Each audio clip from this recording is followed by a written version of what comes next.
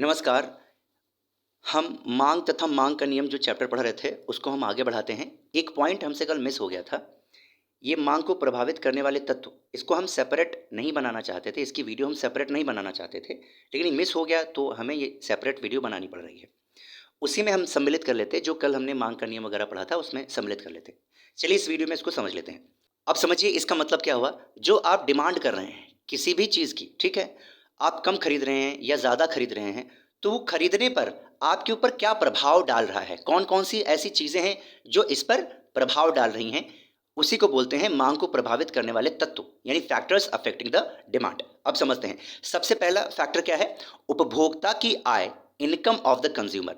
जब आपकी आय बढ़ती है तो परचेजिंग पावर आपकी बढ़ जाती है। इससे होता क्या है, आपकी आय बढ़ने या घटने से आपकी जो मांग होती है वो भी बढ़ती घटती है। अगर आय बढ़ गई तो मांग भी बढ़ जाएगी, अगर आय घट गई तो मांग भी घट जाएगी। समझ में आ रही बात? अगला देखते हैं।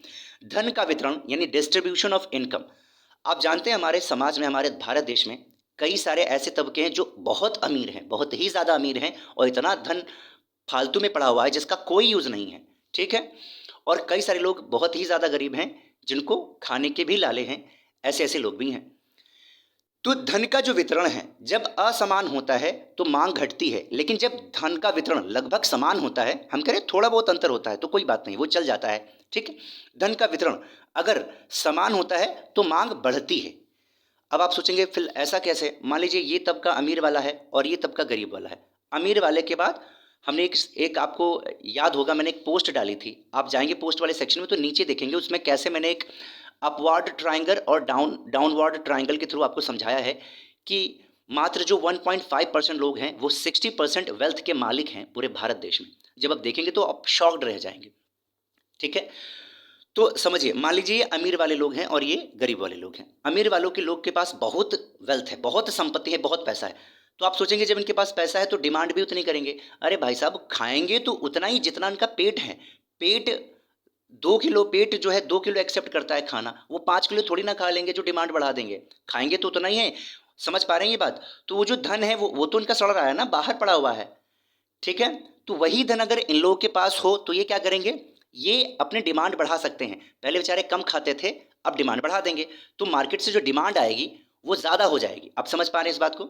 यही चीज़ यहाँ कहा गया है। अगला है उपभोक्ताओं की रुचि यानी टेस्ट ऑफ कंज्यूमर्स। तो उपभोक्ताओं की रुचि पर भी निर्भर करता है कि आप मांग कितनी कर रहे हैं, या बढ़ा रहे हैं या घटा रहे हैं, ठीक है। देखिए, मांग पर उपभोक्ताओं की रुचि का भी प्रभाव पड़ता है। जिन वस्तुओं के उपभोग के प्रति उपभोक्ताओं की जो रुचि है वो अगर बढ़ जाती है तो उन वस्तुओं की क्या होती है, जो डिमांड है वो बढ़ जाएगी, ठीक है। सिंपल सा लॉजिक है। अगला है भौगोलिक वातावरण यानी जियोग्राफिकल एटमॉस्फेयर। इसमें जो जलवायु है उसका जो प्रभाव होता है वो बहुत ही प्रभावित करते हैं आपकी मांग को। मान लीजिए आप ऐसे देश में रह रहे हैं जहाँ ठंडक होती है, तो ठंडी वाली जो चीज़ें होती हैं जैसे कि हॉट कॉफ़ी हो गई या चाय हो गई या स्वेटर हो गया, जैकेट हो गए, मफलर हो गए, इन सब की डिमांड बढ़ जाती है। बाकियों की जो गर्मी वाली चीज़ें हैं वो घट जाएगी। मान लीजिए भारत की बात करें तो भारत में अगर गर्मी हो रही है तो जो गर्मियों वाली चीज़ें हैं जैसे कि आप कह सकते हैं कोल्ड कॉफ़ी हो गया, आइसक्रीम हो गई, या और भी चीज़ें हो गई, परफ्यूम हो गया, इनकी सबकी डिमांड बढ़ जाएगी, ठीक है, और बाकियों की घट जाएगी। अगला है वस्तु का मूल्य, प्राइस ऑफ द कमोडिटी। ये भी बहुत ही इन्फ्लुएंस करता है आपकी मांग को। वस्तु के मूल्य का प्रत्यक्ष संबंध वस्तु की मांग से होता है। जब किसी वस्तु के मूल्य में कमी होती है तब उस वस्तु की मांग में वृद्धि हो जाती है और मूल्य के बढ़ने पर मांग घट जाती है, ठीक है। अगला है व्यापार चक्र यानी ट्रेड साइकिल। ट्रेड साइकिल मैंने बहुत विस्तार से आपको समझा रखा है और इसके हर जो स्टेजेस हैं उनको भी समझा के रखा है। यहाँ पर हम व्यापार चक्र के 2 पॉइंट लेते हैं, एक होता है तेजी, एक होता है मंदी। जब तेजी होती है तो आपका जो रोजगार है वो बढ़ते हैं, रोजगार के अवसर काफ़ी बढ़ते हैं। जब रोजगार के अवसर बढ़ते हैं तो आपके हाथ में पैसा आता है, ठीक है, इनकम आती है। तो इनकम आने से क्या होगा, मांग बढ़ा देते हैं, डिमांड बढ़ा देते हैं। बहुत सारी चीज़ें जो पहले नहीं कर सकते थे अब खरीद लेते हैं। इसके विपरीत लेते हैं, जब मंदी आती है उस समय क्या होता है, रोजगार के अवसर काफ़ी कम हो जाते हैं, सैलरी वगैरह आप कह सकते हैं कम हो जाते हैं। तो इस पर क्या होता है, मांग पर विपरीत प्रभाव पड़ता है, क्योंकि आपकी आय घट जाती है इसलिए आप उसकी डिमांड भी कम कर देते हैं। अगला है जनसंख्या यानी पॉपुलेशन।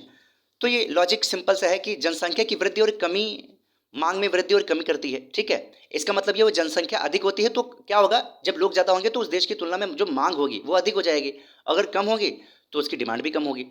अगला है भविष्य में मूल्य परिवर्तन की आशंका। ये बहुत बढ़िया पॉइंट है। आप कोरोना का समय याद करिए, जब लोग कह रहे थे कि अब लॉकडाउन हो गया, अब खाना पीना कुछ नहीं मिलेगा, तो उनको ये आशा लग रही थी कि आने वाले समय में सामान हमको नहीं मिलेगा, मतलब ये हमें मिलेगा ही नहीं। तो क्या कर रहे थे, प्राइस बढ़ सकते हैं। ऐसा करने से वो पहले से ही वो क्या करे, खूब सारा सामान खरीद करके अपने घर रख लिया, और प्राइस वाइस बाद में नाम मात्र का बढ़ा, बहुत ही कम बढ़ा। कई सारे लोगों ने नमक की बोरियां खरीद करके रख ली।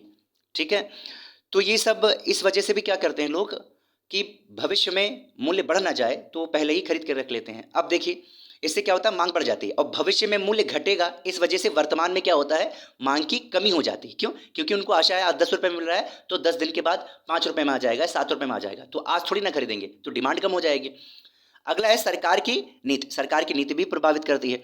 सरकार की नीति का भी मांग पर प्रभाव पड़ता है। जब कभी किसी वस्तु की राशनिंग कर दी जाती है, तब चाहते हुए भी उस वस्तु की मांग नहीं बढ़ाई जा सकती है। लास्ट में है संबंधित वस्तुओं की कीमत, यानी प्राइस ऑफ रिलेटेड गुड्स। अब जो रिलेटेड गुड्स होती हैं वो दो टाइप्स की होती हैं। एक होता है प्रतिस्थापन वस्तुएं, आप जानते हैं, सब्सटीट्यूशन गुड्स, और दूसरी होती हैं कॉम्प्लीमेंट्री गुड्स। ठीक, सब्सटीट्यूशन गुड्स क्या होती हैं, ये एक दूसरे के बदले में यूज होती हैं। जैसे चाय व कॉफ़ी, मान लीजिए चाय महंगी हो गई तो लोग कॉफ़ी की मांग बढ़ा देंगे, ऐसे कॉफ़ी महंगी हो गई तो चाय की मांग बढ़ा देंगे। ये इसका प्रभाव भी एक दूसरे पर पड़ता है, मांग पर भी पड़ता है। ठीक है, अगला है पूरक वस्तुएं। पूरक वस्तुएं क्या होती हैं, जो अगर आप एक इस्तेमाल कर रहे हैं तो दूसरी भी उसके साथ जो वस्तु है वो भी इस्तेमाल करनी होगी। जैसे कि रोटी और मक्खन हो गया, है ना, तो ये ब्रेड एंड बटर हो गया। जब आप ब्रेड की मांग बढ़ाएंगे तो जो बटर है उसकी भी मांग आप बढ़ाएंगे। ठीक है, और अगर ब्रेड महंगा हो गया, उसकी मांग आपने घटाई, तो मक्खन की भी मांग घट जाएगी। तो आपको समझ में आया होगा मांग को प्रभावित करने वाले तत्व कौन कौन से हैं और किस प्रकार से प्रभाव डालते हैं।